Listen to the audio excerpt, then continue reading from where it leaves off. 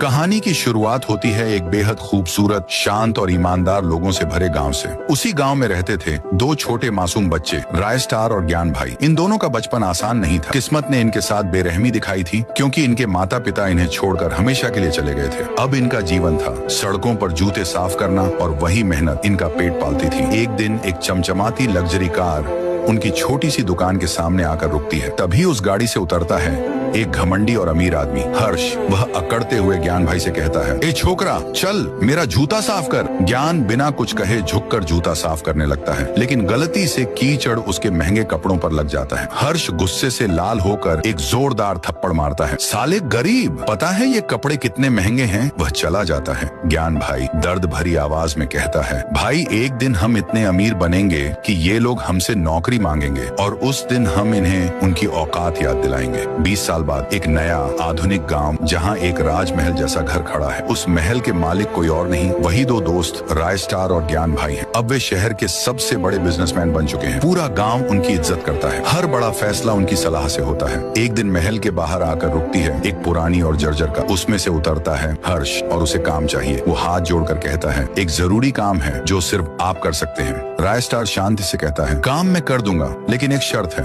हर्ष, क्या शर्त? तुझे मेरे दोस्त के जूते साफ करने होंगे। पागल हो क्या? मैं? राय स्टार, तो फिर मेरा काम भी भूल जा। मजबूरी में हर्ष झुककर ज्ञान भाई के जूते साफ करता है। तभी ज्ञान भाई एक चम्मच उठाते हैं और उसकी गर्दन पर हल्का चांटा मारते हुए कहते हैं, साले गरीब, तुझे पता है ये जूते कितने महंगे हैं? हर्ष का चेहरा जलता लाल हो जाता है। वो गुस्से में कहता है, तुमने मेरी बेइज्जती की है, इसका बदला मैं जरूर लूंगा। ज्ञान भाई बाजार जा रहे होते हैं। तभी एक लड़की रोज सड़क पर गिरी हुई मिलती है। ज्ञान भाई उसे उठाते हैं। तुम ठीक हो? चलो मैं घर छोड़ देता हूँ। रोज बाइक पर बैठती है और उसे एक सुनसान फैक्ट्री की ओर ले जाती है। जैसे ही वे वहाँ पहुँचते हैं, सामने खड़ा मिलता है हर्ष। तो आ ही गया तू, तेरा ही इंतजार था। हर्ष हंसता हुआ कहता है, अब अपने दोस्त को भी बुला ले। ज्ञान भाई घबराकर फोन करता है, भाई मैं फंस गया हूँ, जल्दी आ। राय स्टार बिना एक पल गंवाए अपनी बाइक लेकर निकलता है। जब वह फैक्ट्री पहुँचता है तो देखता है कि ज्ञान भाई एक पिंजरे में कैद है और हर्ष अपने गुंडों के साथ तैयार खड़ा है। हर्ष, अब तुम दोनों से एक साथ बदला लूंगा। राय स्टार, उसे छोड़ दे, नहीं तो तूफान बनकर टूट पड़ूंगा। हर्ष, आज देखेंगे कौन किसे मारता है। और फिर शुरू होती है एक जबरदस्त लड़ाई।